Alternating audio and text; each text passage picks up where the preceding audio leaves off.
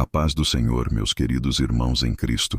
Meu nome é Arlindo Ferreira, tenho 74 anos e hoje quero compartilhar com vocês uma história que mudou completamente a minha vida. Sou aposentado, trabalhei muitos anos numa gráfica e aqui no bairro todo mundo me conhece como o Arlindo da igreja. Muita gente me vê sempre bem arrumadinho nos domingos, com minha Bíblia debaixo do braço, cercado pelos netos, e pensa que sempre fui assim. Mas a verdade é bem diferente. Eu sei que muitos de vocês que estão me ouvindo talvez passem pelos mesmos problemas que eu passei. Talvez sintam aquele vazio no peito, aquela sensação de que algo está faltando na vida, mesmo quando tudo parece estar no lugar certo. Ou quem sabe enfrentem dificuldades no casamento, com os filhos se afastando, ou estejam passando por momentos onde parece que tudo desmoronou de uma vez. Se esse é o seu caso, quero que saiba que Deus tem um propósito para a sua vida, mesmo quando não conseguimos enxergar. Trabalhei quase a vida inteira com as mãos. Sempre fui um homem simples. Comecei como operário de fábrica, depois virei servente de pedreiro, até conseguir minha própria gráfica pequena. Nunca fui o que se pode chamar de homem de estudo, mas sempre me esforcei para sustentar minha família com dignidade. Meus vizinhos me veem como alguém trabalhador, que nunca deu problema para ninguém, sempre cumprimentando todo mundo com educação. Se prepare para acompanhar mais uma história emocionante. Mas antes de começar, se inscreva aqui no canal. Isso me ajuda a continuar contando essas histórias e faz toda a diferença para que mais pessoas também possam ouvir. Preciso pedir desculpas desde já se alguns detalhes não estiverem exatos. Os fatos que vou contar aconteceram há muitos anos, e às vezes a memória pode falhar com datas ou pequenos acontecimentos. Pode ser que eu confunda se algo foi numa terça ou numa quinta, se foi em março ou abril. Mas uma coisa eu garanto com toda certeza. Lembro perfeitamente dos sentimentos, das dores, das alegrias e principalmente de como Deus agiu em cada momento da minha jornada. Esses momentos mais importantes ficaram gravados no meu coração como se tivessem acontecido ontem. Era 1997. Eu tinha 42 anos e, pelo menos na aparência, minha vida estava nos trilhos. Casado há 16 anos com Neuza, pai do Marcelo, de 16 anos, e da Carla, de 14. Trabalhava há 8 anos na mesma metalúrgica. Tínhamos conseguido comprar nossa casa própria na Vila Madalena. Os filhos estudavam numa escola particular. As contas estavam em dia. Para quem olhasse de fora, éramos uma família de sucesso. Mas por dentro, irmãos, eu estava vazio. Completamente vazio. Acordava toda manhã às 5h30 com aquela sensação estranha no peito, como se estivesse vivendo a vida de outra pessoa. O despertador tocava. Eu me levantava como um autômato. Tomava banho gelado porque o chuveiro elétrico vivia com problema. Vestia a mesma roupa de trabalho. Tomava café preto com pão sem manteiga para economizar. E saía para pegar o ônibus das 6h15. O trabalho na metalúrgica era sempre a mesma coisa. Chegar às 7, bater o cartão naquele relógio velho que fazia um barulho seco, vestir o macacão sujo de óleo, ficar 8 horas fazendo o serviço repetitivo na linha de produção. O barulho das máquinas era ensurdecedor. Aquele cheiro forte de metal quente e óleo diesel grudava na roupa, na pele, no cabelo. Almoçava no mesmo horário que todos os outros operários, sentado naqueles bancos de madeira da cantina, comendo a marmita que Neuza preparava sempre com a mesma cara de quem estava fazendo um favor. Era como se eu fosse um robô programado para aquela rotina. Chegava em casa às 6h30 da tarde com o corpo dolorido, as mãos manchadas de graxa que nem sabão conseguia tirar direito, e encontrava sempre o mesmo ambiente gelado. Em casa não era muito diferente. Neuza havia mudado muito com os anos. No começo do casamento ela era carinhosa, sonhávamos juntos, fazíamos planos de melhorar de vida, de dar uma educação boa para os filhos. Lembro que nos primeiros anos, ela me esperava com um sorriso, perguntava como tinha sido meu dia, a gente conversava sobre tudo, mas naquele tempo ela só falava de dinheiro, de aparência, do que os vizinhos iam pensar. Passava horas reclamando da casa que era pequena demais, que os móveis estavam velhos, que precisava trocar o sofá da sala porque a dona Maria do apartamento ao lado tinha comprado um novo. Queria comprar roupas que não tínhamos condições. Vivia olhando aquelas revistas de casa e decoração, suspirando pelas coisas que não podíamos ter. Nossa conversa se resumia a contas para pagar, problemas com os filhos e sempre aquela cobrança que me doía no peito. Arlindo, Você precisa se esforçar mais, buscar uma promoção, ganhar mais dinheiro. Olha o seu João ali da frente, já comprou carro. E nós aqui, sempre no mesmo lugar. Eu tentava explicar que estava fazendo o meu melhor, que o salário já era justo para a nossa situação. Mas ela revirava os olhos e mudava de assunto. Era como se ela me visse apenas como uma máquina de fazer dinheiro que não estava funcionando direito. Marcelo estava se tornando um adolescente difícil. Respondia grosso quando eu pedia para ele ajudar em casa. Chegava tarde da escola sem dar satisfação. Questionava tudo que eu falava com aquele jeito arrogante de quem achava que sabia mais que o pai. Eu tentava impor autoridade, levantava a voz, ameaçava tirar a mesada, mas sentia que estava perdendo meu filho. Era como se ele me visse apenas como alguém que dava ordens e pagava as contas, não como um pai de verdade. Lembro de uma vez que tentei conversar com ele sobre futebol, porque o Corinthians tinha ganhado um jogo importante. Ele mal levantou os olhos do caderno e respondeu: "Sei lá, pai, não ligo para essas coisas." Aquilo me doeu mais que qualquer grito.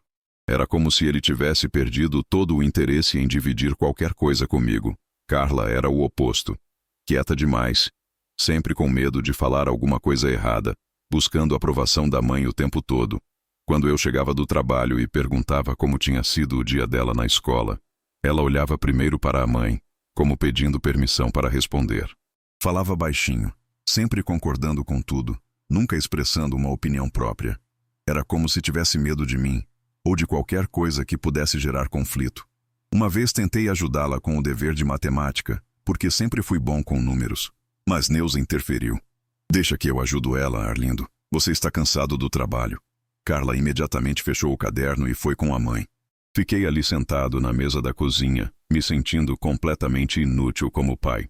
Dormíamos na mesma cama, mas éramos como estranhos. Há meses que Neuza e eu não conversávamos de verdade, não dividíamos sonhos, não nos tocávamos com carinho. Ela deitava, virava para o lado dela, e eu ficava olhando para o teto escuro, ouvindo o barulho dos carros na rua, sentindo aquele peso no peito que não conseguia explicar. Era apenas uma convivência prática, fria, sem vida. Ela cuidava da casa, eu trazia o dinheiro, os filhos iam para a escola, mas não havia amor circulando entre nós. Era como se fôssemos 4 pessoas morando no mesmo lugar por obrigação, não por escolha. As noites eram as piores. Deitado naquela cama, ouvindo Neuza respirar do lado, eu ficava pensando: é isso? É só isso que a vida tem para me oferecer? 42 anos de idade. Mais da metade da vida já tinha passado, e eu sentia como se não tivesse vivido nada de verdadeiro. Nada que realmente importasse. Lembro de uma noite específica de setembro daquele ano. Eram umas 3 da manhã quando acordei com uma angústia terrível no peito, como se alguém estivesse apertando meu coração com as mãos. Olhei para Neuza dormindo ao meu lado, com aquela expressão dura que ela mantinha até dormindo, para aquela casa que tinha custado tanto sacrifício conquistar, e me senti como se estivesse sufocando. Levantei devagar para não acordar ninguém. Fui até a janela da sala e fiquei olhando a rua vazia sob a luz amarelada do poste. O silêncio da madrugada amplificava aquela voz dentro de mim que gritava: para que serve tudo isso? Qual o sentido desta vida? Era como se tudo aquilo fosse uma peça de teatro mal ensaiada, e eu estivesse apenas representando o papel do marido, do pai, do trabalhador. Mas quem era eu de verdade? O que eu realmente queria da vida? Essas perguntas me atormentavam, mas eu não tinha resposta para elas. Não sabia na época, irmãos, mas Deus já estava preparando uma grande mudança na minha vida. Em poucos meses, tudo o que eu conhecia como segurança ia desabar de uma vez. E foi exatamente nesse momento de maior dor que o Senhor me encontrou. A segunda-feira de outubro começou igual a todas as outras. Despertador às 5h30, banho gelado, café preto com pão sem manteiga, ônibus das 6h15. Mas quando cheguei na metalúrgica, percebi que alguma coisa estava diferente. Havia um grupo de homens de terno conversando com o supervisor na entrada da fábrica, e os operários estavam cochichando entre si com cara preocupada. Bati o ponto normalmente, vesti o macacão e fui para minha posição na linha de produção. Às 9 da manhã pararam todas as máquinas. O silêncio na fábrica era estranho, porque a gente estava acostumado com aquele barulho constante. O supervisor subiu numa caixa de madeira e gritou para todo mundo ouvir: pessoal, devido à crise econômica, a empresa vai fazer alguns cortes. Quem eu chamar pelo nome vai se dirigir ao escritório. Meu coração disparou. 8 anos trabalhando naquele lugar, nunca faltei sem motivo, nunca dei problema para ninguém. Mas quando ouvi Arlindo Ferreira, senti as pernas fraquejarem. Era como se o chão tivesse sumido debaixo dos meus pés. No escritório me entregaram uma papelada e falaram que eu tinha direito ao seguro-desemprego, às férias proporcionais, ao 13º. Mas as palavras entravam por um ouvido e saíam pelo outro. Tudo que eu conseguia pensar era: e agora? Como vou sustentar minha família? O trabalho na metalúrgica não era o emprego dos meus sonhos, mas era o que me dava identidade. Eu era o Arlindo operário, o Arlindo que trabalhava há 8 anos no mesmo lugar, o Arlindo que nunca ficou desempregado. Saí da fábrica carregando uma caixa com meus poucos pertences, uma caneca de alumínio amassada, um casaco velho que ficava no armário, uma foto da família que guardava na gaveta. A caminhada até o ponto de ônibus parecia não ter fim. Os outros operários que também foram demitidos iam reclamando, xingando a empresa, falando que iam procurar um advogado. Mas eu estava mudo, tentando encontrar forças para chegar em casa e dar a notícia. No ônibus da volta, olhava pela janela e via todas aquelas pessoas indo trabalhar normalmente, sem saber que meu mundo tinha acabado de desabar. Era 12:00 quando cheguei em casa. Neuza estava na cozinha preparando o almoço, cantarolando uma música que tocava no rádio. Quando me viu chegar naquele horário com a caixa na mão, a colher caiu da sua mão no chão. O que aconteceu, Arlindo? Me demitiram, Neuza. Cortaram um monte de gente hoje. A reação dela foi imediata. Primeiro ficou em silêncio, como se não tivesse entendido. Depois veio o desespero. Como assim demitiram? Mas você trabalhava lá há 8 anos. Eles não podem fazer isso. E por último, a raiva. Eu sabia que isso ia acontecer. Você nunca teve ambição, Arlindo. Sempre se acomodou naquele emprego medíocre em vez de buscar crescer na vida. As palavras dela me atingiram como socos no estômago. Neuza, eu sempre me dediquei ao trabalho. Nunca faltei, nunca. Dedicar não é só chegar no horário e fazer o servicinho básico. É correr atrás, é se destacar, é mostrar que você vale alguma coisa. Mas você nunca teve garra para vencer na vida. Sempre foi conformado com pouco. A discussão se estendeu pela tarde inteira. Ela gritava que eu deveria ter previsto isso, que deveria ter procurado outro emprego enquanto ainda estava trabalhando, que agora estávamos numa situação terrível. Marcelo e Carla chegaram da escola no meio da briga e ficaram parados na porta da cozinha, assustados com os gritos. Seu pai perdeu o emprego. Neuza anunciou para eles, como se fosse culpa minha. Agora vocês vão ter que se acostumar com menos. Naquela noite, ela me deu as costas na cama e não dirigiu mais a palavra para mim. Na manhã seguinte, quando acordei, havia um bilhete em cima da mesa da cozinha. Saí para procurar trabalho para algum de nós dois ter responsabilidade. Os dias seguintes foram os piores da minha vida até então. Acordava às 5 da manhã, vestia minha melhor roupa e saía para bater na porta de fábricas, oficinas, qualquer lugar que pudesse me dar uma oportunidade. Enfrentava filas enormes de desempregados, preenchia fichas, esperava horas para entrevistas de 5 minutos onde me olhavam como se eu não servisse para nada. Sua experiência é só na metalúrgica? Não tem curso técnico? Não sabe mexer no computador? As perguntas eram sempre as mesmas, e eu sempre saía de lá se sentindo um fracassado total. Neuza parou de falar comigo. Se comunicava apenas através de bilhetes ou recados pelos filhos. Fala para seu pai que o arroz acabou. Pergunta para seu pai se ele conseguiu alguma coisa hoje. Era como se eu tivesse me tornado invisível na própria casa. Marcelo aproveitou a situação para ficar ainda mais rebelde. Agora nem dinheiro para me dar mesada você tem, né, pai? Carla ficava mais quieta ainda, como se tivesse medo de que qualquer palavra pudesse piorar a situação. O ambiente em casa estava insuportável. O silêncio era pesado, cortado apenas pelos suspiros altos de Neuza e pelo barulho da televisão que ficava ligada o dia inteiro. Eu me sentia um estranho na minha própria família.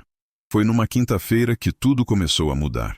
Eu estava voltando de mais um dia de procura frustrada, subindo as escadas do prédio com os ombros caídos e o coração apertado. No 3º andar, me cruzei com José dos Santos, meu vizinho do apartamento ao lado. A gente sempre se cumprimentava educadamente, mas nunca tinha conversado de verdade. José era um homem moreno, mãos grandes e calejadas de quem trabalha pesado, jeito simples, mas olhar bondoso. Eu sabia que ele era pedreiro e que criava sozinho um filho deficiente, porque às vezes ouvia o barulho da cadeira de rodas no corredor. Boa tarde, seu Arlindo. Boa tarde, seu José.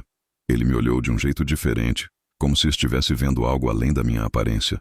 Parou na porta do apartamento dele, hesitou por um momento e então falou: Vizinho, não quero me meter onde não sou chamado, mas tô vendo que você tá passando por uns perrengues. Se quiser conversar, tô aqui. A gentileza na voz dele me pegou desprevenido. Fazia tanto tempo que alguém falava comigo com carinho que quase me emocionei ali mesmo no corredor. Olhei para ele e pela primeira vez em semanas senti vontade de falar com alguém. É que eu perdi o emprego, seu José. Depois de 8 anos na mesma empresa, me botaram para fora. E agora não sei o que fazer. Puxa vida, isso é duro mesmo. Eu sei o que é passar aperto. Depois que minha esposa morreu, fiquei sozinho para criar o Paulo, meu filho. Tem dias que a gente não sabe de onde vai vir a força para continuar. Conversamos ali no corredor por uns 20 minutos. José me contou que trabalhava como pedreiro há mais de 20 anos, que conhecia os altos e baixos da vida, que sabia o que era sentir o peso da responsabilidade de sustentar uma família. Ele não me dava conselhos vazios, nem falava que tudo ia ficar bem. Apenas ouvia e concordava que a situação era difícil mesmo. Quando eu ia entrar no meu apartamento, ele me chamou. Arlindo, posso te fazer um convite? Olha, eu frequento uma igrejinha aqui perto. Não é nada chique, é bem simples mesmo. Mas é um pessoal bom, que se ajuda uns aos outros. Domingo que vem tem um culto especial, se você quiser ir comigo. Às vezes a gente precisa de uma palavra de esperança, né? A palavra igreja me fez hesitar. Minha família sempre foi católica não praticante. Íamos à missa apenas nos casamentos, batizados e enterros. Eu não tinha nada contra a religião, mas também nunca tinha sentido necessidade disso. Sempre achei que conseguia resolver meus problemas sozinho. Mas olhando para José, vendo a sinceridade no olhar dele, e principalmente sentindo o desespero que estava tomando conta de mim, alguma coisa dentro do meu peito disse que eu deveria aceitar. Não sei não, seu José. Nunca fui muito de igreja. Relaxa, vizinho. Ninguém vai te obrigar a nada. É só para você sair um pouco de casa, conhecer gente diferente. Quem sabe você não gosta? Respirei fundo e falei: Tá bom. Que horas? Domingo às 9 da manhã eu passo aqui para te buscar. O culto é às 10, mas gosto de chegar um pouco mais cedo para conversar com o pessoal. Naquela noite, deitado na cama ao lado de Neuza, que continuava me dando as costas, fiquei pensando no convite do José.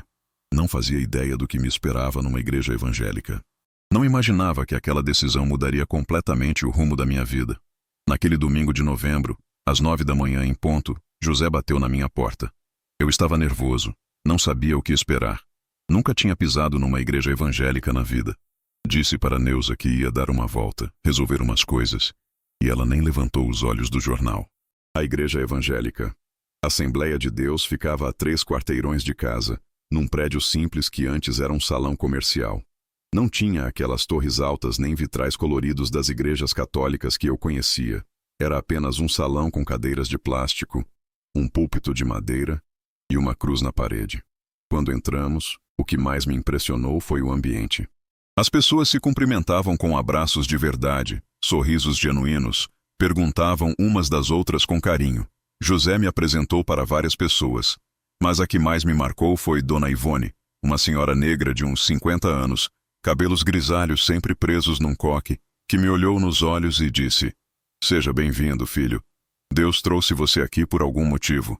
O jeito dela falar, a sinceridade no olhar, me tocou de um modo que não conseguia explicar. Fazia tempo que alguém me chamava de filho com tanto carinho. Paulo, o filho do José, estava ali ajudando a organizar as cadeiras mesmo com a dificuldade na perna. Ele tinha uns 22 anos, usava muletas, mas o sorriso dele iluminava o rosto inteiro. Quando José me apresentou, Paulo apertou minha mão com força e disse: Tio Arlindo, que bom que o senhor veio. Vai ver como Deus é bom com a gente. Aquele menino irradiava uma alegria que eu nunca tinha visto em ninguém. Como alguém com tantas limitações físicas podia ser tão feliz? Aquilo mexeu comigo profundamente. O culto começou com hinos que eu não conhecia, mas as melodias eram bonitas e todo mundo cantava com entusiasmo. Depois vieram os testemunhos. Pessoas simples como eu, operários, donas de casa, desempregados, contando como Deus tinha mudado suas vidas. Não eram histórias fantasiosas. Eram relatos reais de gente que tinha passado por dificuldades e encontrado força para continuar. Quando o pastor subiu ao púlpito, um homem baixinho de uns 60 anos, cabelos brancos, voz calma mas firme, ele falou sobre propósito de vida. Disse que Deus tinha um plano específico para cada pessoa, que ninguém estava neste mundo por acaso, que mesmo nas dificuldades mais duras havia uma razão, um sentido maior. Enquanto ele falava, senti como se aquelas palavras fossem dirigidas especificamente para mim. Era exatamente o que meu coração precisava ouvir. Pela primeira vez em meses, senti uma paz estranha tomando conta do meu peito, como se alguém tivesse acendido uma luz num quarto escuro. Saí de lá confuso, mas com uma sensação boa que não experimentava há anos. José me perguntou o que achei, e eu só consegui dizer: foi diferente do que eu esperava. Quer voltar domingo que vem? Quero. Cheguei em casa mais calmo que o normal. Neuza perguntou onde eu tinha ido. Respondi que estava passeando, conversando com o vizinho. Ela fez uma cara estranha, mas não insistiu. Os domingos seguintes se tornaram meu refúgio. Acordava cedo, tomava banho com mais cuidado, vestia minha melhor roupa e ia para a igreja. A cada culto, me sentia mais acolhido, mais em paz comigo mesmo. Dona Ivone sempre guardava um lugar para mim do lado dela. Paulo me cumprimentava como se fôssemos amigos de infância, e outras pessoas começaram a me conhecer pelo nome. Em dezembro, José me convidou para o culto de quarta-feira. É mais intimista, menos gente, a gente pode conversar melhor sobre a palavra. Inventei para Neuza que tinha encontrado uns bicos de trabalho à noite, e comecei a frequentar também às quartas. Nesse meio tempo, consegui um emprego como servente de pedreiro numa construtora pequena. O trabalho era muito mais pesado que na metalúrgica, o salário era menor, mas pelo menos voltamos a ter alguma renda em casa. Neuza ficou ainda mais amarga com a queda de padrão, como ela dizia. Primeiro você perde um emprego decente, agora vai carregar tijolo como um peão qualquer. As palavras dela doíam, mas percebi que não me afetavam tanto quanto antes. Era como se eu tivesse encontrado uma força interior que me protegia das críticas. Comecei a responder com mais calma, a não entrar nas discussões, a demonstrar mais paciência com os problemas de casa. Marcelo estava ficando cada vez mais difícil. Chegava tarde da escola, às vezes com cheiro de álcool no hálito, respondia grosso quando alguém perguntava alguma coisa. Uma noite chegou em casa às 2 da manhã, cambaleando, e quando tentei conversar com ele, me mandou cuidar da minha vida. Carla se tornou ainda mais retraída. Falava apenas o essencial, vivia trancada no quarto, não participava mais das conversas da família. Era como se ela tivesse medo de qualquer coisa que pudesse gerar mais tensão em casa.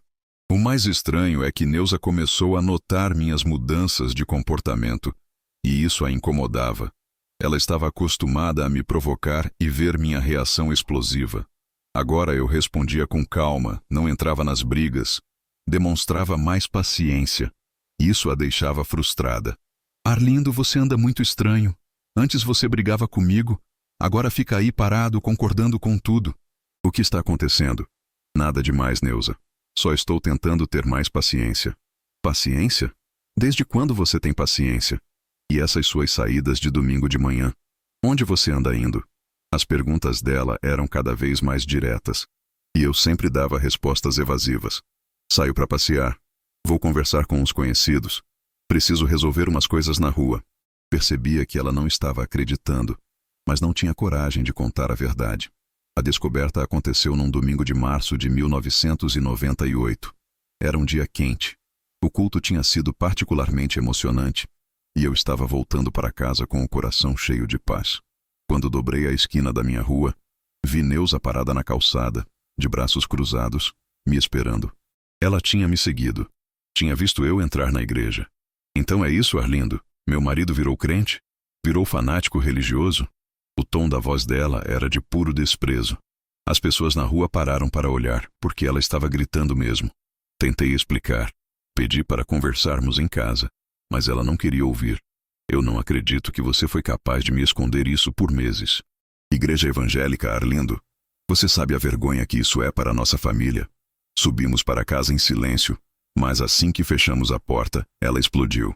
Foi a pior discussão que já tivemos na vida. Neuza gritava que não aceitaria ser mulher de crente, que isso era uma vergonha, que eu estava me tornando igual aos pobres coitados que não conseguem resolver a vida sozinhos. Você sempre foi fraco, Arlindo, mas agora foi longe demais. Virou um desses fanáticos que fica pedindo esmola para Deus em vez de correr atrás das coisas. Marcelo e Carla saíram dos quartos assustados com os gritos. Quando entenderam do que se tratava, Marcelo imediatamente tomou partido da mãe. Mãe tá certa, pai. Esse negócio de igreja é coisa de fracassado mesmo. Os caras da escola sempre zoam com quem é crente. Carla não disse nada, mas o olhar dela deixava claro que estava do lado da mãe. Era sempre assim. Por medo e dependência emocional, ela nunca contrariava Neuza. Tentei explicar que a igreja tinha me ajudado, que estava encontrando paz, que as pessoas de lá eram boas. Mas quanto mais eu falava, mais furiosa Neuza ficava. Paz? Que paz, Arlindo? Você está vivendo uma fantasia. Essas pessoas só querem o seu dinheiro. Querem te usar. E você, que sempre foi ingênuo, caiu direitinho na conversa deles. A discussão durou horas. Neuza alternava entre gritos histéricos e ameaças frias. Dizia que ia contar para os vizinhos, para a família, que eu tinha virado fanático religioso, que não aguentaria a vergonha de ter um marido crente. Quando ela finalmente se cansou de gritar, me olhou nos olhos e disse a frase que mudaria nossa vida para sempre. Arlindo, agora você vai ter que escolher. Ou você para com essa palhaçada de igreja, ou eu paro com você. Escolhe. Ou essa igreja, ou sua família. Os dois você não vai ter. Neuza não estava blefando.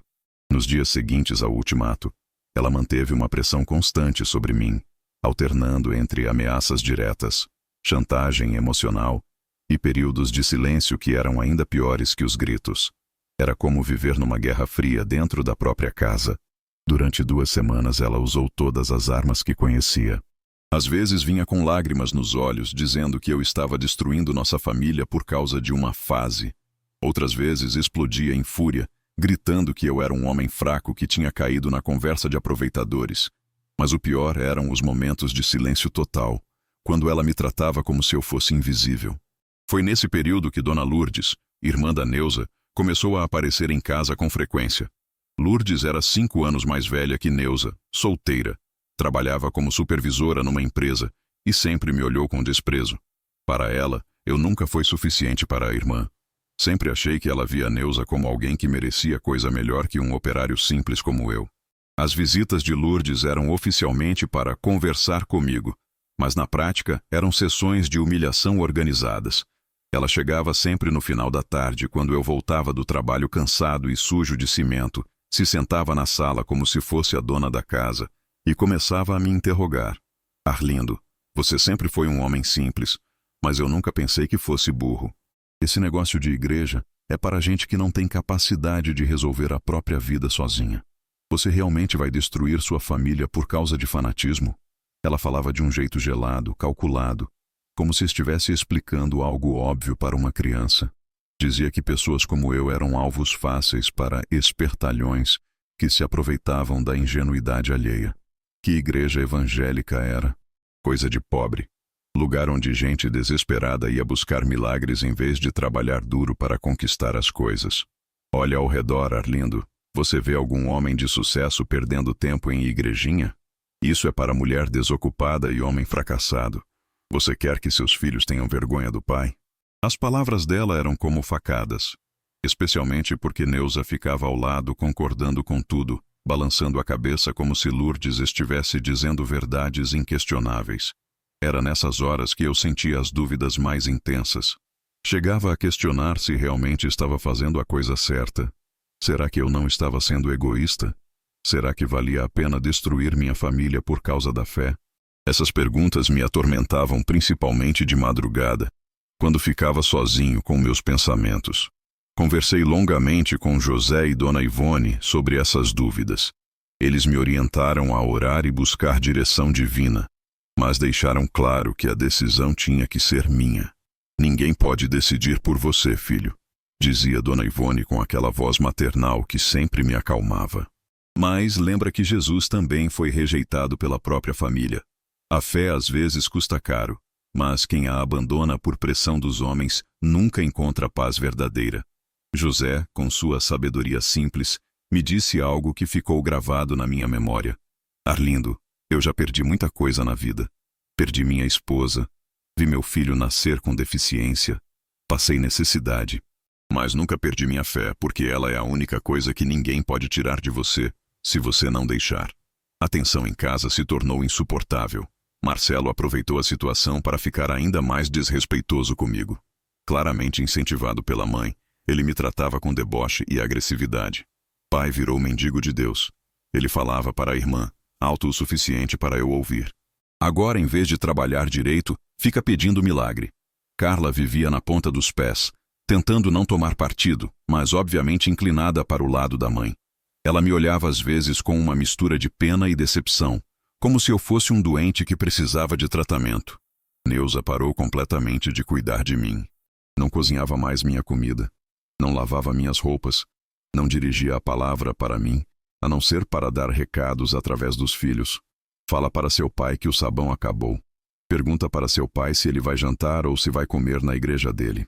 Eu voltava do trabalho pesado como servente de pedreiro, com o corpo dolorido e a roupa suja de cimento, e tinha que cozinhar minha própria comida, lavar minha roupa na mão, cuidar de mim mesmo como se fosse solteiro. Era uma forma sutil, mas eficaz de me mostrar o que era viver sem eles. O ponto de ruptura aconteceu numa quinta-feira de maio. Eu tinha ido ao culto após o trabalho, chegando em casa por volta das 10 da noite. Quando abri a porta, encontrei Neuza sentada na sala, com duas malas grandes ao lado da poltrona e uma expressão determinada no rosto. Eu avisei Arlindo. Você escolheu essa seita em vez da sua família. Agora aguenta as consequências. O coração disparou no meu peito. As malas estavam cheias com roupas dela e dos filhos. Ela estava levando as crianças para a casa de Dona Lourdes, temporariamente, até eu voltar ao normal, ou ela resolver a situação definitivamente. Marcelo desceu do quarto carregando uma mochila e uma sacola. Passou por mim sem olhar nos meus olhos, como se eu fosse um estranho. O desprezo no jeito dele me partiu o coração. Era meu filho, o menino que eu tinha carregado no colo, ensinado a andar de bicicleta, e agora me tratava como um inimigo. Carla desceu por último, chorando baixinho, carregando uma boneca velha que ainda guardava desde pequena. Ela me olhou com aqueles olhos vermelhos de tanto chorar e sussurrou: Pai, por que você não para com isso? A gente volta a ser feliz como antes. Aquelas palavras me doeram mais que qualquer grito. Era minha filhinha, pedindo para eu abrir mão da única coisa que tinha dado sentido à minha vida nos últimos meses. Tentei impedir a saída. Prometi que podia diminuir a frequência na igreja, que podia ir apenas aos domingos, que poderíamos conversar e encontrar um meio termo. Mas Neuza foi irredutível. Não quero diminuir, Arlindo. Quero que pare completamente. Chega de conversa. Você escolhe agora, para com essa palhaçada, ou perde sua família para sempre. Eles saíram naquela mesma noite. Ouvi o barulho da porta se fechando e fiquei sozinho numa casa que de repente parecia enorme e vazia. O silêncio era pesado, quebrado apenas pelo tic-tac do relógio da cozinha e pelos ruídos distantes da rua. Passei a noite inteira em oração e reflexão. Caminhei pela casa vazia, entrei no quarto dos filhos e vi as camas desarrumadas, as gavetas meio abertas, os brinquedos que ficaram para trás. Na cômoda da Carla, ainda havia uma foto nossa de quando ela era pequena, sorrindo no meu colo. Ajoelhei ao lado da cama dela e orei como nunca tinha orado na vida. Senhor, me ajuda a entender. Será que estou fazendo a coisa certa? Será que vale a pena perder minha família por causa da fé? Mas durante aquela longa madrugada de oração, senti uma paz estranha tomando conta do meu coração. Lembrei de tudo que tinha vivido na igreja. O carinho de Dona Ivone, a amizade sincera do José, a alegria contagiante do Paulo, as palavras do pastor que tinham tocado minha alma. Pela primeira vez na vida, eu tinha encontrado um propósito, uma razão para existir, além de apenas trabalhar e pagar contas. Pela manhã, tomei a decisão que mudaria minha vida para sempre. Não podia abrir mão da fé que finalmente tinha dado sentido à minha existência. Se o preço fosse ficar sozinho, eu pagaria. Neuza voltou no dia seguinte para buscar mais pertences e acertar os últimos detalhes. Quando ela me perguntou qual era minha decisão final, Olhei nos olhos dela e respondi: Neuza, eu amo vocês mais que tudo nesta vida, mas não posso abrir mão da minha fé. Se você não consegue aceitar isso, então cada um vai ter que seguir seu caminho. Ela me olhou com uma mistura de descrença e fúria. Então você realmente escolheu essa igreja maldita no lugar da sua família. Espero que seja feliz com sua decisão, Arlindo, porque agora você vai viver com as consequências para o resto da vida. Em julho de 1998, Neuza cumpriu a ameaça. Alugou uma casa pequena num bairro distante e se mudou definitivamente com Marcelo e Carla. A separação estava consumada. No último dia, quando estavam carregando os últimos móveis, Marcelo parou na porta e me olhou com um ódio que eu nunca tinha visto nos olhos de ninguém. Eu nunca mais vou te chamar de pai, Arlindo. Você escolheu abandonar a gente. Agora vive aí com o seu Deus, já que ele é mais importante que seus filhos. A porta se fechou e eu fiquei sozinho na casa vazia, sem saber se um dia voltaria a ver minha família. Os primeiros meses sozinho foram os mais difíceis da minha vida. A casa que antes era cheia de vozes, discussões, barulho de televisão e passos apressados, agora ecoava apenas meus próprios movimentos. O silêncio era pesado, principalmente nos finais de semana, quando eu não tinha o trabalho para me distrair. Acordava de manhã e por alguns segundos esquecia que estava sozinho. Ia até a cozinha esperando ouvir Neuza reclamando de alguma coisa, ou ver Carla tomando café com pressa para não se atrasar para a escola. Mas encontrava apenas a mesa vazia, as cadeiras empurradas e aquele silêncio que doía no peito. As noites eram piores ainda. Deitava naquela cama grande demais para uma pessoa só e ficava olhando para o teto, lembrando de como era ter uma família. Havia momentos em que questionava se tinha feito a escolha certa, especialmente quando a saudade apertava tanto que me dava vontade de ligar para Neuza e dizer que abandonaria tudo para ter eles de volta. Tentei manter contato com os filhos algumas vezes. Ligava para a casa nova deles, mas quando Neuza atendia e ouvia minha voz, desligava na mesma hora. Nas poucas ocasiões em que conseguia falar com Marcelo ou Carla, geralmente quando ela não estava em casa, as conversas eram tensas e dolorosas. Marcelo sempre foi direto. Não tenho nada para falar com você. Você escolheu abandonar a gente. Carla era mais educada, mas distante, como se estivesse falando com um estranho. Oi, pai. Estou bem, sim. Tenho que desligar porque a mamãe está chegando. No trabalho como servente de pedreiro, as humilhações eram constantes. Os colegas descobriram sobre minha crise religiosa, como eles chamavam, e faziam piadas cruéis durante o dia inteiro. Olha lá o crente que a mulher abandonou, gritava um pedreiro chamado Raimundo sempre que eu passava carregando os baldes de cimento. Parece que Deus não está te abençoando muito, né, irmão? Outros colegas aproveitavam para dar conselhos não pedidos. Arlindo, larga a mão dessa bobagem de igreja e vai atrás da sua família. Mulher gosta de homem que resolve as coisas, não de fanático que fica pedindo milagre. Aprendi a suportar em silêncio, lembrando das palavras que ouvia na igreja sobre perseverança. O pastor Antônio sempre dizia que a fé seria testada, que haveria momentos de dor e incompreensão, mas que quem permanecesse firme veria a mão de Deus agindo. Mas foi justamente na igreja que encontrei minha nova família. José se tornou mais que vizinho. Era um verdadeiro irmão na fé. Ele me visitava quase todo dia, principalmente nos primeiros meses, quando percebia que eu estava mais abatido. Às vezes chegava com Paulo e ficávamos conversando na sala, falando sobre trabalho, sobre a palavra que tínhamos ouvido no culto, sobre a vida em geral. Paulo, mesmo com suas limitações físicas, sempre me impressionava com a alegria. Tio Arlindo, o senhor sabe que Deus tem um propósito para o senhor, né? Às vezes a gente não entende na hora, mas depois fica claro. Aquele rapaz de 23 anos tinha uma sabedoria que eu demorei 42 anos para começar a entender. Dona Ivone praticamente me adotou. Ela aparecia na minha casa pelo menos 2 vezes por semana, sempre com uma panela de comida ou um pote de doce. Homem sozinho não sabe se cuidar direito, ela dizia enquanto organizava minha cozinha e lavava a louça acumulada.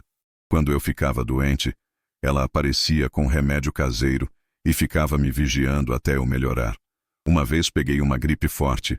Fiquei 3 dias de cama com febre. Dona Ivone descobriu porque não me viu no culto de quarta-feira e apareceu na minha porta com chá de ervas e sopa de galinha. Ficou a tarde inteira cuidando de mim, como se fosse minha mãe. Naquele momento entendi que Deus tinha me dado uma família espiritual para suprir o vazio da família de sangue. O pastor Antônio se tornou meu conselheiro espiritual. Era um homem simples, carpinteiro aposentado, que pastoreava a igreja há mais de 20 anos. Ele me ensinou sobre paciência, sobre confiar no tempo de Deus, sobre como orar pelos que nos rejeitam. Arlindo, a fé não é sentimento, é decisão. Tem dias que você vai sentir vontade de desistir, mas é nesses dias que a fé de verdade se manifesta. Me dediquei intensamente aos trabalhos da igreja. Comecei ajudando na limpeza depois dos cultos, varria o salão, organizava as cadeiras, lavava os banheiros. Depois comecei a ajudar na organização dos cultos, preparando o som, distribuindo os inários, recebendo as pessoas na porta. Gradualmente fui assumindo responsabilidades maiores. Ajudava a organizar os eventos, participava das reuniões de liderança, visitava membros doentes junto com o pastor. Em dezembro de 1999, fui escolhido para ser diácono auxiliar. Era um reconhecimento da minha dedicação e crescimento espiritual que me emocionou profundamente. A reviravolta profissional aconteceu no final daquele mesmo ano. Samuel, um irmão da igreja dono de uma pequena gráfica, me ofereceu trabalho. Arlindo, preciso de alguém de confiança para aprender o ofício. O salário no começo é menor que na construção, mas é um ambiente melhor, e você pode crescer. Era uma oportunidade de aprender algo novo e principalmente de trabalhar num lugar onde seria respeitado. Aceitei mesmo sabendo que ganharia menos inicialmente. Samuel me ensinou a operar as máquinas de impressão, a preparar o papel, a organizar os pedidos. Era um trabalho que exigia mais da cabeça que do corpo, e eu me sentia valorizado pela primeira vez em anos. O ambiente na gráfica era completamente diferente da construção civil. Samuel tratava os funcionários com respeito. Não havia palavrões nem piadas de mau gosto. Trabalhávamos ouvindo música gospel no rádio, e às vezes parávamos para orar quando algum colega estava passando por dificuldades. Durante esse período, continuei tentando contato com os filhos, mas Neuza era implacável. Ela havia mudado o número do telefone sem me avisar. Não respondia às cartas que eu mandava. E quando eu aparecia na porta da casa nova, ela me dizia que as crianças não queriam me ver. Paralelamente, recebia notícias através de conhecidos do bairro sobre como Neuza estava prosperando. Em 1999, ela recebeu uma herança da tia que tinha morrido e usou o dinheiro para montar uma loja de roupas femininas. O negócio estava indo bem. Ela tinha conseguido comprar um carro usado e aparentemente estava feliz com a vida nova.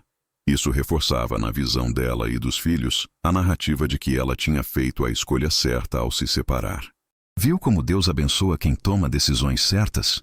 Eu imaginava ela dizendo para as crianças: desde que saímos de perto daquele fanático, nossa vida só melhorou. No final do ano 2000, minha vida tinha adquirido uma nova rotina. Acordava às 6 da manhã, fazia meu café, lia a Bíblia por uns 20 minutos, ia trabalhar na gráfica até às 5 da tarde. Voltava para casa, jantava sozinho assistindo o jornal, e às terças, quintas e domingos ia para a igreja. Samuel já me tratava como sócio júnior, dividia comigo as decisões importantes da gráfica e falava em me dar uma participação nos lucros quando o negócio crescesse mais. Eu tinha aprendido completamente o ofício, operava todas as máquinas e já recebia alguns clientes sozinho. A convivência fraterna com José, Paulo, Dona Ivone e outros irmãos da congregação tinha criado laços verdadeiros. Almoçávamos juntos aos domingos depois do culto, comemorávamos aniversários, nos visitávamos durante a semana. Era uma família diferente da que eu tinha perdido, mas era uma família de verdade. Nas minhas orações diárias, sempre pedia a Deus pelos meus filhos. Orava para que Marcelo não se envolvesse com más companhias, para que Carla crescesse sendo uma moça de bem, para que um dia eles entendessem que eu não os tinha abandonado, mas escolhido seguir um caminho que acreditava ser certo. Não imaginava que essa oração seria testada muito em breve. Em janeiro de 2001, recebi uma ligação que me deixou em desespero. Uma conhecida do bairro antigo me contou que Marcelo, agora com 19 anos, estava se envolvendo com pessoas complicadas, frequentando casas de jogos, chegando em casa cada vez mais tarde. E Carla, aos 17 anos, estava namorando um rapaz mais velho que Neuza não aprovava, mas não conseguia controlar. Era a confirmação dos meus piores medos. Meus filhos estavam se perdendo, e eu não podia fazer nada para ajudá-los. As notícias sobre meus filhos chegavam sempre de forma fragmentada, através de conhecidos do bairro antigo ou de ligações raras de pessoas que tinham pena da minha situação.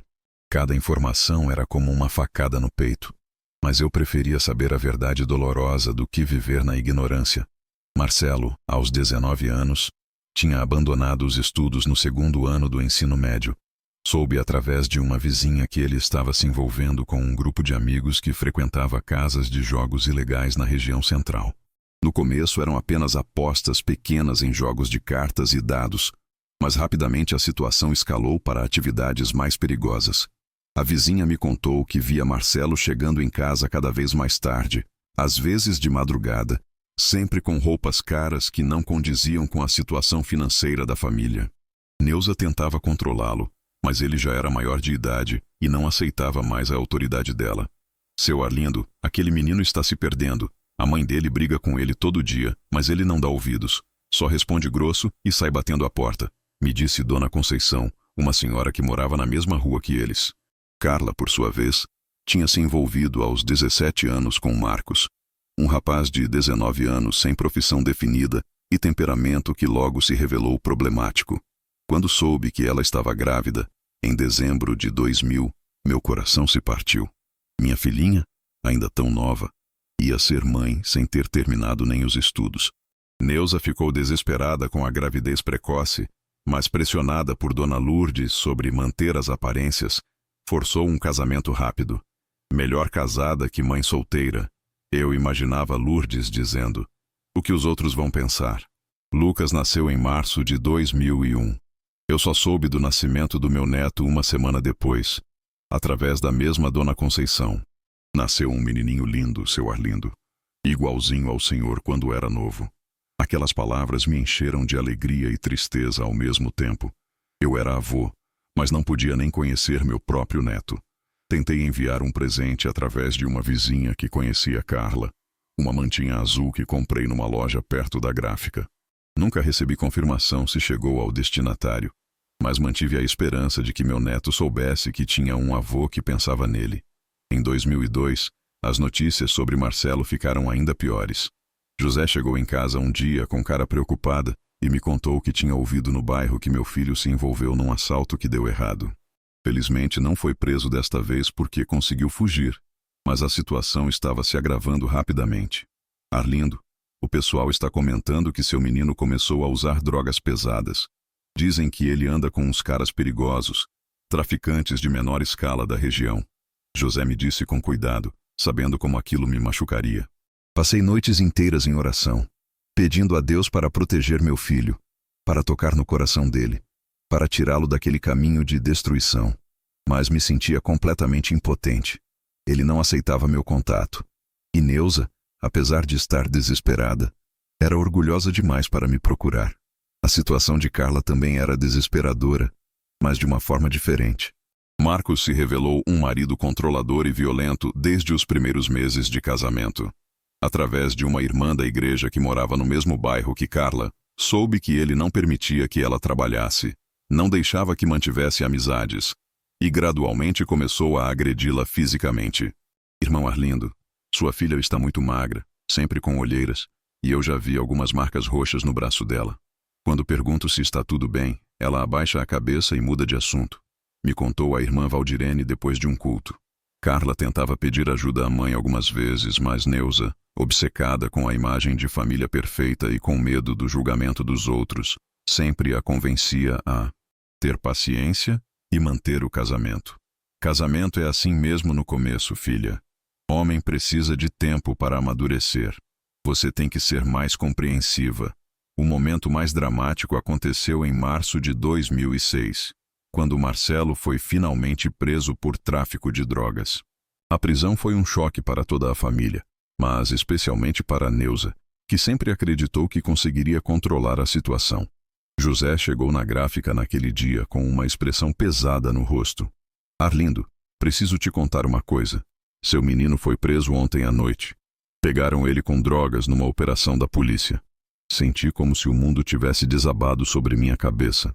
Meu filho, o menino que eu tinha ensinado a andar de bicicleta, que carregava no colo quando era pequeno, agora estava numa cadeia. A dor era física, como se alguém estivesse apertando meu coração com as mãos. Neuza entrou em desespero total, mas seu orgulho a impedia de me procurar.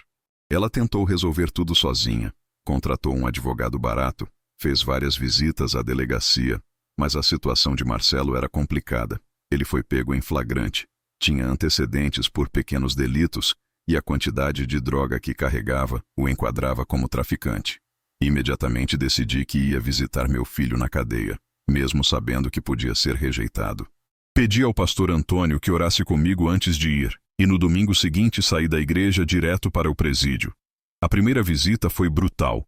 O ambiente da cadeia era pesado, cheio de familiares desesperados, crianças chorando, mulheres carregando sacolas com comida e roupas. Quando Marcelo apareceu do outro lado do vidro, quase não o reconheci. Estava mais magro, com olheiras profundas, uma cicatriz pequena no rosto que não tinha antes. Quando me viu, seus olhos se encheram de raiva. "O que você veio fazer aqui? Não te chamei, não quero te ver. Marcelo, eu sou seu pai. Independente de tudo, eu te amo." "Pai? Que pai? Se você não tivesse abandonado a gente por causa dessa igreja maldita, nada disso teria acontecido. Você destruiu nossa família e agora quer fazer papel de pai preocupado." As palavras dele me atravessaram como lâminas, mas eu sabia que por trás da raiva havia dor e mágoa. Tentei explicar que nunca os abandonei, que sempre orei por eles, que estava ali porque eu amava. Mas ele não queria ouvir. "Some daqui, Arlindo. Você já fez estrago suficiente na minha vida." Mas eu não desisti. Voltei no mês seguinte, e no outro, e no outro. Muitas vezes Marcelo se recusava a me receber, mandava avisar que não queria visita. Outras vezes aceitava apenas para descarregar toda a sua raiva e frustração em mim. Levava sempre uma palavra de amor e perdão. Falava sobre a possibilidade de recomeço, sobre como Deus podia transformar qualquer situação. Ele ria com deboche. "Seu Deus está demorando para me ajudar, né? Cadê o milagre?" Durante esse período, através da irmã Valdirene, descobri mais detalhes sobre a situação de Carla. Marcos tinha se tornado ainda mais violento depois que Marcelo foi preso, como se aproveitasse da fragilidade emocional da família para intensificar o controle sobre a esposa. "Irmão Arlindo, sua filha apareceu na igreja do bairro dela semana passada. Estava com o olho roxo. Disse que tinha caído da escada, mas todo mundo sabe que marido bateu nela." Valdirene me contou com lágrimas nos olhos. Eu me sentia completamente impotente. Meus 2 filhos estavam sofrendo e eu não podia fazer nada para ajudá-los. Carla não aceitava contato direto comigo. E Marcelo me culpava por todas as desgraças da família. Intensifiquei minhas orações. Jejuava uma vez por semana pedindo pela restauração dos meus filhos. Participava de vigílias na igreja suplicando a intervenção divina. Dona Ivone sempre me consolava. "Filho, Deus escuta todas as orações de um pai. O tempo dele não é o nosso, mas ele vai agir." Não imaginava que essa fé seria testada de uma forma que nunca esperei. Eram 3 da manhã quando as batidas desesperadas na porta me acordaram. No início pensei que fosse sonho, mas o barulho insistente me fez levantar rapidamente. Quando abri a porta, mal consegui acreditar no que via. Carla estava ali, tremendo, com Lucas de 3 anos nos braços, o rosto inchado, roupas rasgadas e uma pequena mala na mão. "Pai, eu não tinha onde ir." Ela sussurrou antes de desabar em choro. Meu coração disparou. Era minha filha, depois de 5 anos sem contato direto, aparecendo na minha porta no meio da madrugada, visivelmente machucada e desesperada. Não fiz perguntas. Apenas a trouxe para dentro, fechei a porta e a abracei junto com meu neto que eu estava vendo pela primeira vez. "Está tudo bem agora, filha. Vocês estão seguros aqui." Lucas estava assustado, agarrado no pescoço da mãe, olhando para mim com aqueles olhos grandes e curiosos. Era igualzinho a Carla quando pequena, os mesmos cabelos castanhos, a mesma expressão meiga. Meu neto. Eu era avô há 3 anos e só agora podia tocá-lo. Preparei rapidamente um lugar para eles dormirem no quarto de hóspedes que mantinha sempre arrumado, na esperança secreta de que um dia algum dos meus filhos voltasse. Carla estava em estado de choque. Tremia mesmo embaixo do cobertor grosso que coloquei sobre ela. Lucas se aconchegou ao lado da mãe e logo pegou no sono, exausto. Passei o resto da madrugada acordado, sentado na sala, agradecendo a Deus e ao mesmo tempo com o coração partido ao imaginar o que tinha acontecido para Carla chegar àquele estado. Só no dia seguinte, depois que eles acordaram e tomaram café, consegui ouvir a história completa. Marcos bebeu muito ontem à noite, mais que o normal. Carla me contou com a voz quebrada, segurando uma xícara de café com as mãos tremendo. Ele chegou em casa furioso por causa de não sei o que no trabalho, e começou a me bater como nunca tinha batido antes. Quebrou um prato na minha cabeça, me empurrou contra a parede. Ouvi em silêncio, sentindo uma raiva crescer dentro de mim, mas mantendo a calma para não assustá-la mais. Mas o pior foi quando Lucas começou a chorar com os gritos. Marcos se virou para ele e disse: "Cala a boca, moleque, senão você vai apanhar também." Nessa hora eu soube que tinha que sair de lá. Ele nunca tinha ameaçado o Lucas. Ele disse que se eu saísse de casa, não era para voltar nunca mais. E que se eu procurasse a mamãe, ele ia atrás de mim. Ela continuou, ainda assustada. Eu só me lembrei do Senhor. Sei que a mamãe sempre disse que o Senhor nos abandonou, mas eu precisava de alguém que me protegesse de verdade. Aquelas palavras me emocionaram profundamente. Depois de 5 anos sendo tratado como vilão da família, minha filha tinha me procurado na hora do desespero. Significava que no fundo do coração dela ainda existia confiança em mim. A presença de Carla e Lucas transformou completamente minha vida. Pela primeira vez em 5 anos, a casa voltou a ter vida de verdade. Som de televisão infantil, barulho de criança brincando, conversa na mesa de jantar, louça acumulada na pia. Era uma bagunça que eu tinha saudade. Lucas, inicialmente tímido e assustado, gradualmente começou a se afeiçoar a mim.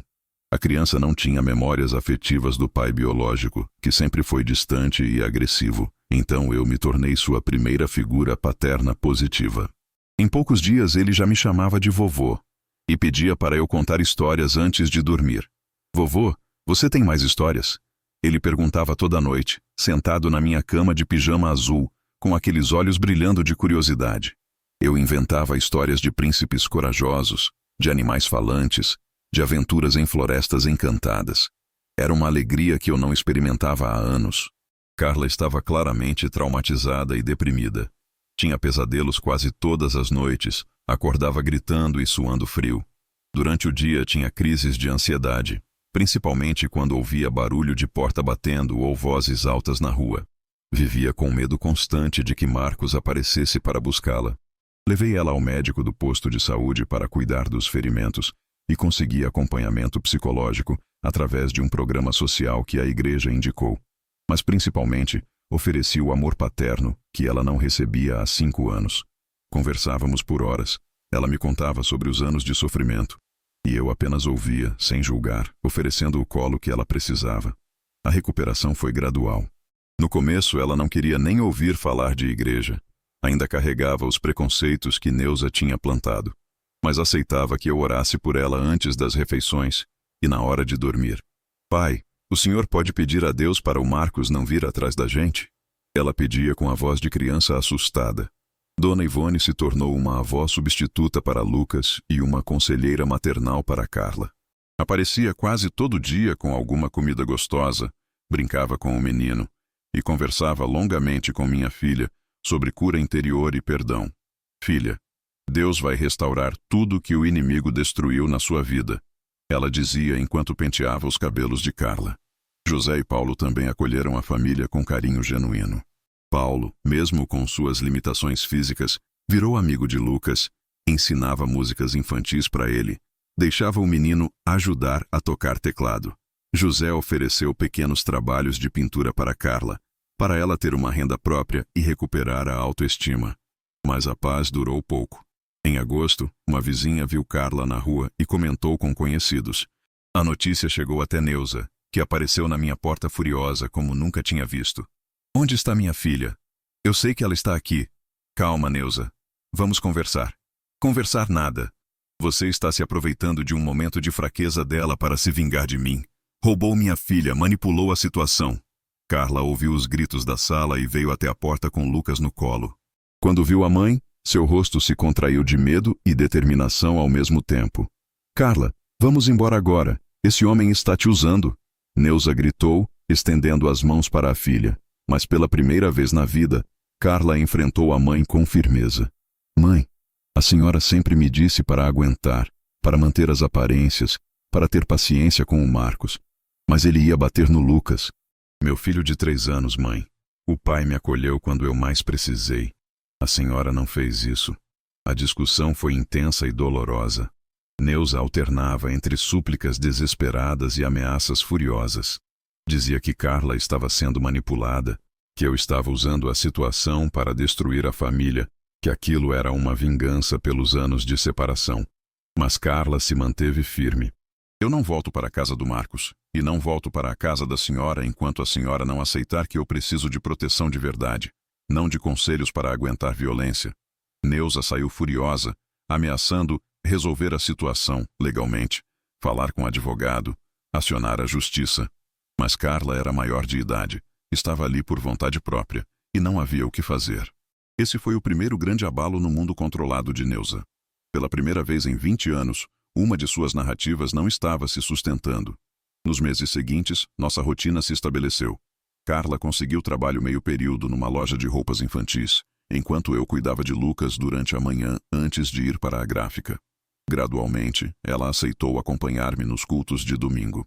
Não foi uma conversão imediata, mas o início de uma jornada espiritual.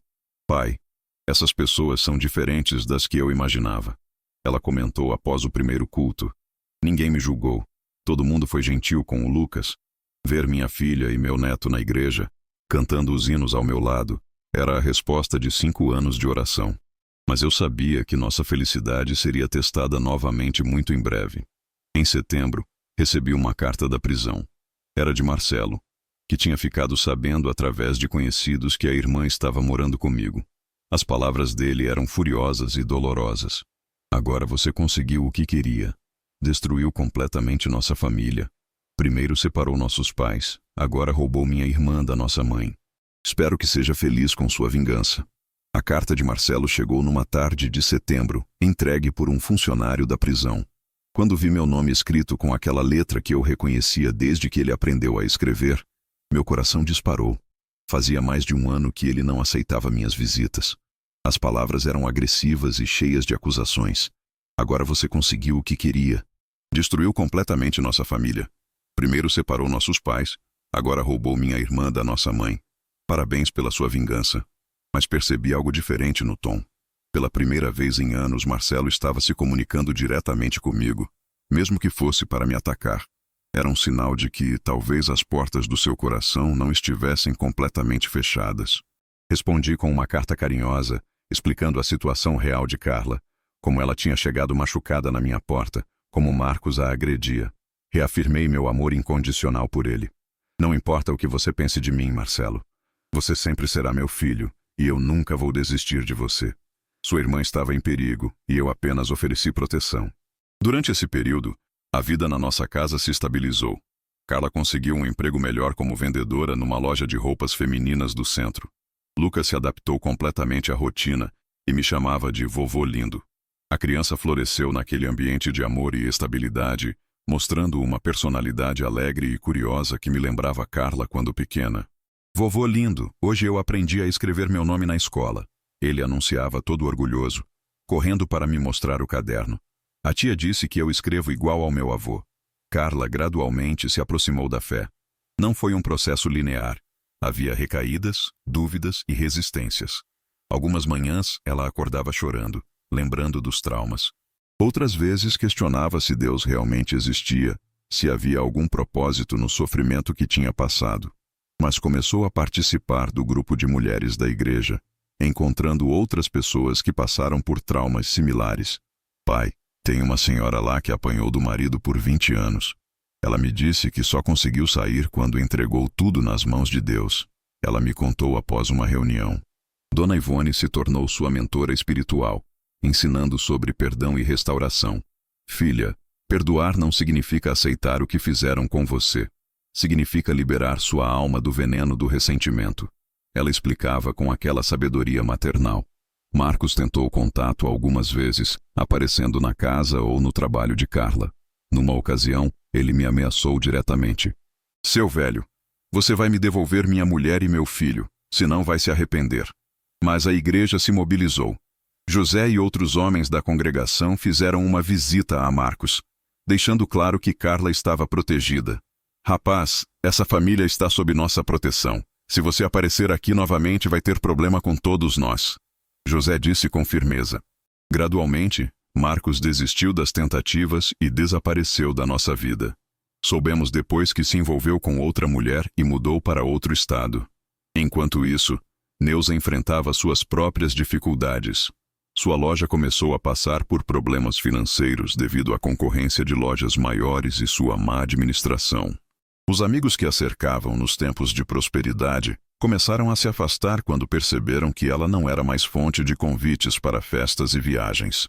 Dona Lourdes, sempre sua conselheira, também enfrentava problemas de saúde graves. Foi diagnosticada com diabetes e pressão alta, se tornando mais uma fonte de preocupação que de apoio para Neuza. O momento mais significativo aconteceu em dezembro de 2006, quando Carla decidiu se batizar na igreja. Era uma cerimônia simples, mas emocionante. Quando vi minha filha descendo as águas, testemunhando publicamente sua fé, chorei como uma criança. Pai, o Senhor está chorando, Lucas sussurrou puxando minha manga. São lágrimas de alegria, meu neto. Sua mãe está fazendo algo muito importante. Após a cerimônia, Lucas me perguntou: Vovô lindo, quando eu posso me batizar também? Aquela pergunta me encheu de esperança. A fé estava se perpetuando na família através da nova geração. Neuza ficou sabendo do batismo através de conhecidos e teve uma reação inesperada.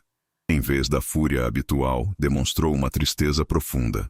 Pela primeira vez questionou se não tinha perdido a filha definitivamente. Numa conversa com Dona Lourdes, que alguém me relatou depois, ela comentou: Eu sempre achei que religião era coisa de gente fraca. Mas a Carla parece mais forte agora do que quando vivia comigo. Em 2007 aconteceu algo surpreendente. Marcelo escreveu outra carta, desta vez com um tom completamente diferente. Pai, talvez eu não esteja pronto para aceitar suas ideias sobre Deus, mas você é o único que não desistiu de mim.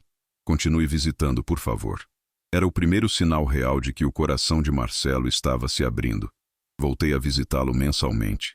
E gradualmente as conversas ficaram menos tensas.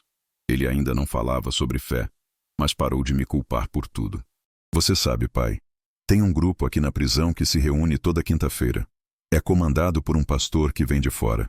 Eu ainda não vou, mas às vezes ouço eles cantando. Ele me disse numa visita: Se você quiser ir algum dia seria bom. Respondi sem pressionar. Talvez. Só talvez. Nossa família estava se reconstruindo lentamente. Carla crescia na fé. Lucas se desenvolvia num ambiente saudável e Marcelo mostrava os primeiros sinais de abertura. Eu sabia que ainda havia muito caminho pela frente, mas sentia que Deus estava honrando anos de oração e perseverança.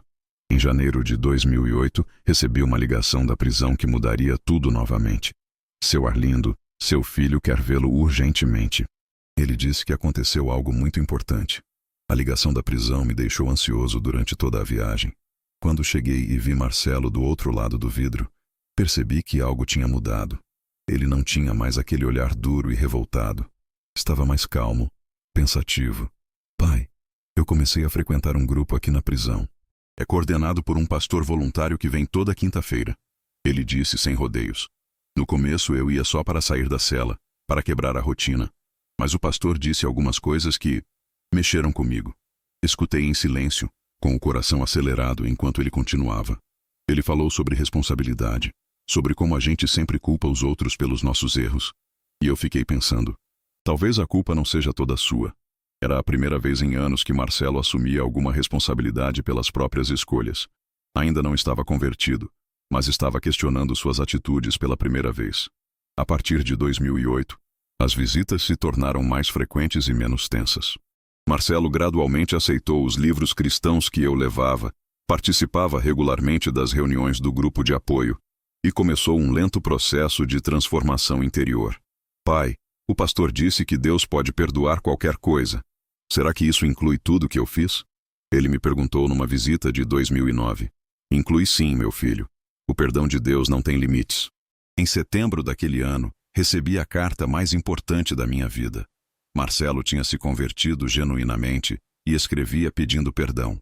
Pai, eu entendi tudo errado. O Senhor não nos abandonou. Eu que escolhi o caminho errado. Me perdoa por todos esses anos de raiva e acusações. Chorei tanto lendo aquela carta que Carla ficou preocupada. Pai, o que foi? Aconteceu alguma coisa com o Marcelo? Aconteceu sim, filha. Aconteceu um milagre. Paralelamente, a situação de Neuza se deteriorava progressivamente. Sua loja começou a passar por sérias dificuldades financeiras. Em 2010, foi obrigada a demitir funcionários. Em 2012, a crise econômica nacional agravou seus problemas, e ela perdeu vários clientes importantes. O maior golpe veio em 2013.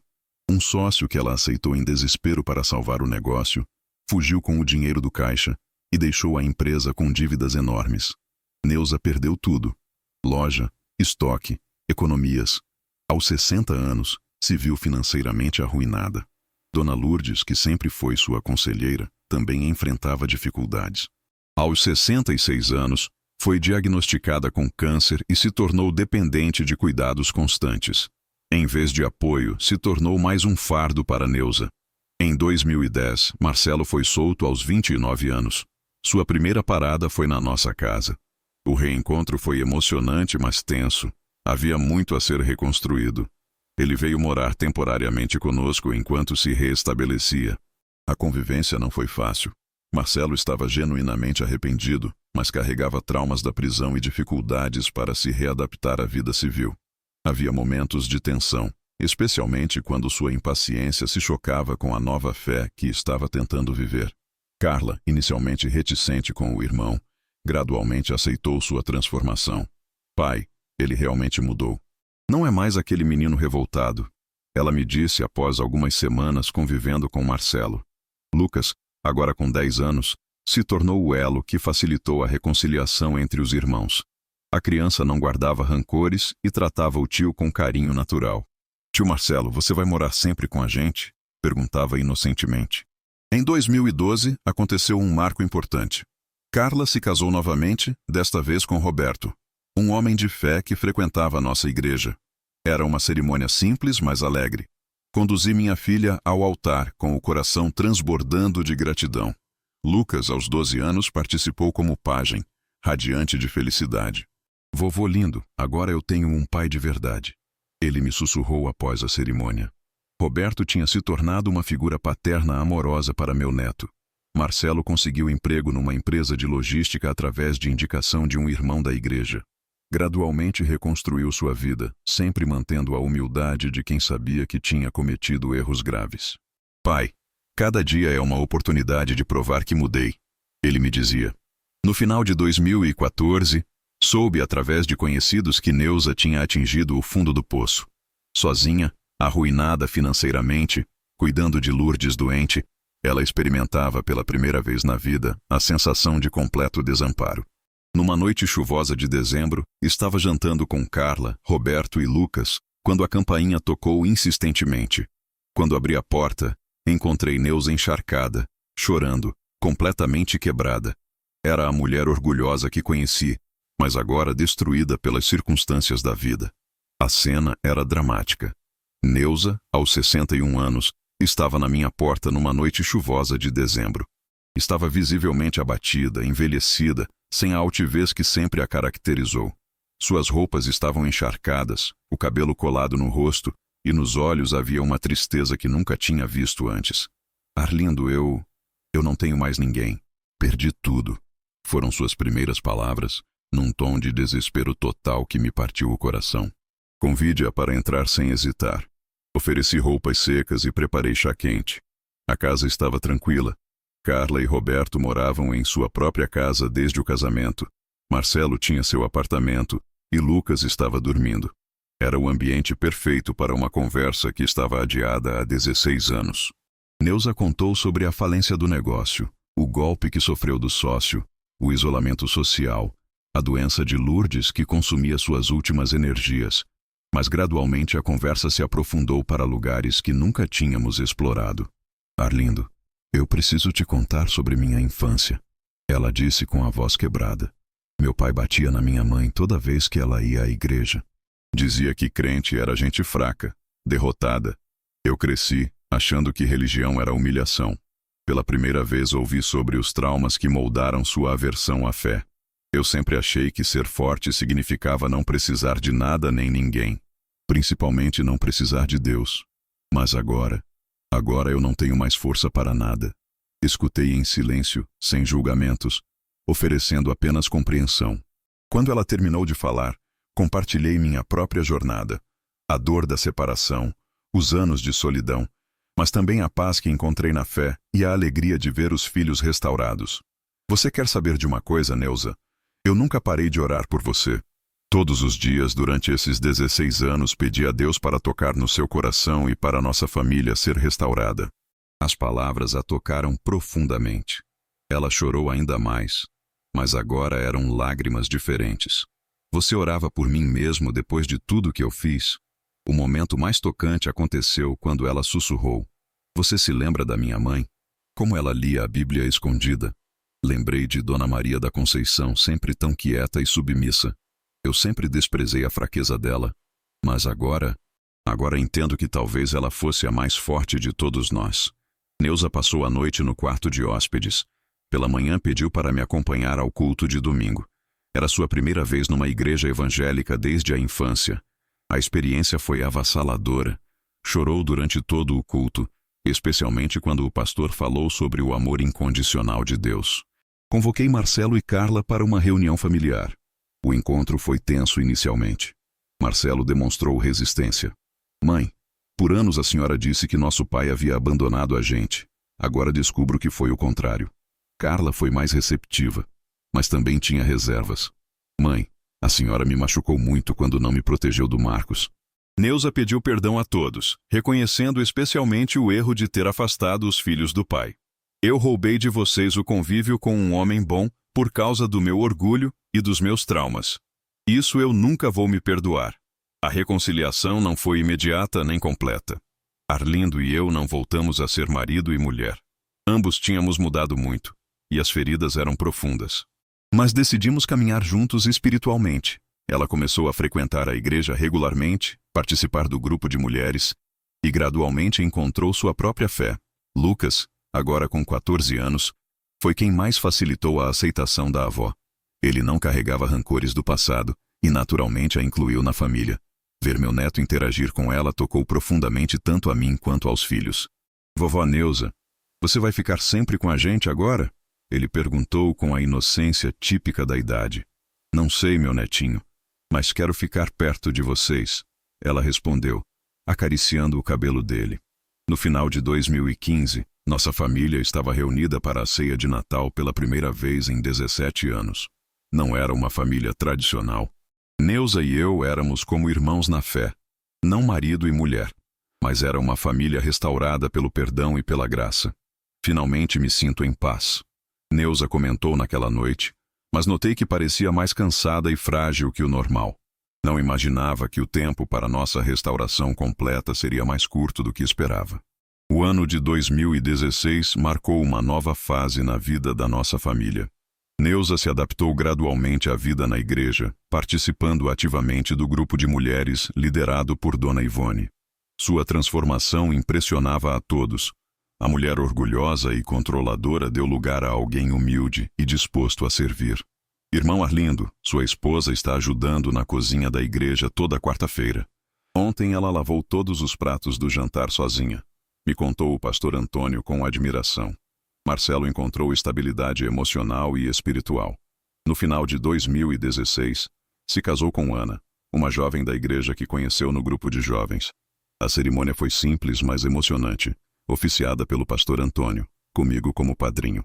Ver meu filho no altar, transformado, foi um dos momentos mais emocionantes da minha vida. Pai, obrigado por nunca ter desistido de mim. Ele sussurrou no meu ouvido durante o abraço após a cerimônia. Carla deu à luz Sofia em março de 2016 e Miguel nasceu em dezembro de 2017. Minha casa se tornou o ponto de encontro da família. Os domingos após o culto eram de almoços familiares, com 3 gerações reunidas: eu, Neuza, Marcelo e Ana, Carla e Roberto, Lucas, agora com 16 anos, e os bebês Sofia e Miguel. Vovô lindo, Hoje é minha vez de orar antes do almoço, anunciava Lucas, assumindo naturalmente o papel de líder da nova geração. Lucas se destacava como jovem líder na igreja. Aos 16 anos, já ajudava no ministério infantil e demonstrava dons para o ensino bíblico. Eu via nele a continuação da fé na família e investia tempo especial no seu discipulado. Durante esse período, me tornei uma referência na igreja. Minha história de fidelidade na adversidade inspirava outros homens que passavam por crises familiares. Participei de um ministério específico para homens em situação de separação ou divórcio, compartilhando meu testemunho e oferecendo esperança. José, agora com quase 80 anos, e Paulo se tornaram praticamente família. Paulo, apesar das limitações físicas, coordenava o ministério de louvor e era respeitado por toda a congregação. José, mais debilitado pela idade, ainda era fonte de sabedoria e encorajamento. Dona Ivone, aos 72 anos, continuava sendo a mãe espiritual de todos. Ela desenvolveu uma relação especial com Neuza, ajudando-a a processar os traumas do passado e a construir uma identidade baseada no amor de Deus. Filha, você não é mais aquela mulher ferida. Você é filha do rei, dizia para Neuza durante os encontros do grupo de mulheres. Um momento particularmente tocante aconteceu quando Neuza decidiu se batizar em maio de 2017. Foi uma cerimônia especial. Tive o privilégio de batizá-la, simbolizando o ciclo completo de restauração. Toda a família estava presente, e até alguns vizinhos antigos compareceram, impressionados com a transformação. Hoje eu enterro a velha Neuza e renasço como filha de Deus, ela declarou antes de descer as águas. Dona Lourdes morreu em outubro de 2017, aos 70 anos. Seu funeral foi pequeno e triste. Apenas Neuza e poucos conhecidos compareceram. A diferença entre sua morte solitária e a vida abundante que Neuza estava construindo serviu como lição sobre os frutos do orgulho versus os frutos da humildade. No final de 2017, durante o culto de ação de graças, fui convidado a dar meu testemunho publicamente. Falei sobre os 20 anos de jornada, desde a conversão até a restauração familiar. Minha narrativa emocionou toda a congregação e se tornou um marco na igreja. Lucas completou 17 anos e anunciou que queria se preparar para o ministério pastoral. Fiquei profundamente emocionado ao ver que a fé não apenas restaurou minha família, mas criou raízes para as próximas gerações. Vovô, quero ser pastor para ajudar outras famílias como Deus ajudou a nossa. Ele me disse com determinação. No início de 2018, Neuza começou a se queixar de cansaço excessivo e perda de peso. Inicialmente, todos atribuímos à idade e ao estresse dos últimos anos, mas os sintomas se intensificaram rapidamente, prenunciando uma nova provação que testaria mais uma vez nossa fé. O diagnóstico de câncer de Neuza em março de 2018 abalou toda a família, mas também revelou a maturidade espiritual que todos tínhamos desenvolvido. Em vez de desespero, houve uma determinação coletiva de aproveitar cada momento e enfrentar a situação com fé. Neuza recebeu a notícia com serenidade surpreendente. Eu tive esses últimos anos para me reconciliar com Deus, com vocês e comigo mesma. Se Ele quer me levar agora, eu estou em paz. Sua reação contrastava completamente com a mulher desesperada que bateu na minha porta em 2014. Os meses de tratamento foram intensos, mas preciosos. Neuza se mudou temporariamente para minha casa para facilitar os cuidados. Era a primeira vez em 20 anos que voltávamos a morar sob o mesmo teto, mas agora como irmãos na fé, não como marido e mulher. Durante esse período, Neuza fez questão de conversar individualmente com cada membro da família. Com Marcelo, pediu perdão por ter alimentado seu ressentimento contra mim. Com Carla, reconheceu que a pressionou a manter um casamento abusivo por orgulho. Com Lucas, expressou gratidão por ele ter sido o elo que facilitou sua aceitação na família. Mas foi comigo que as conversas foram mais profundas. Relembramos os 16 anos de casamento antes da separação. Reconhecemos os erros mútuos e celebramos a restauração que vivemos. Arlindo, eu nunca vou deixar de me arrepender de ter tirado seus filhos de você, mas sou grata que Deus usou até meus erros para um propósito maior. Neuza também dedicou tempo a conhecer melhor os netos que perdeu anos importantes de suas vidas. Sofia e Miguel, ainda pequenos, naturalmente se afeiçoaram à avó. Lucas, agora com 18 anos e iniciando seus estudos bíblicos, passou horas conversando com ela sobre fé e perdão. Um dos momentos mais emocionantes aconteceu quando Neuza pediu para ver antigas fotos de sua mãe, Dona Maria da Conceição. Ela chorou ao olhar imagens da mulher que sempre desprezou por ser fraca. Agora eu entendo que ela era forte. Ela manteve a fé mesmo sendo perseguida. Eu quero ser como ela.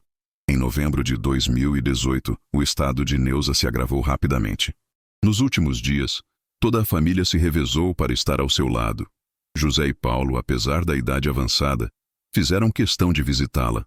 Dona Ivone, agora com 76 anos, passou tardes inteiras orando com ela. A morte de Neuza aconteceu numa madrugada de dezembro, pacificamente. Suas últimas palavras foram dirigidas a mim. Obrigada por nunca ter desistido de mim. Vou encontrar minha mãe e contar para ela que finalmente entendi. O funeral na igreja evangélica foi um testemunho poderoso de transformação.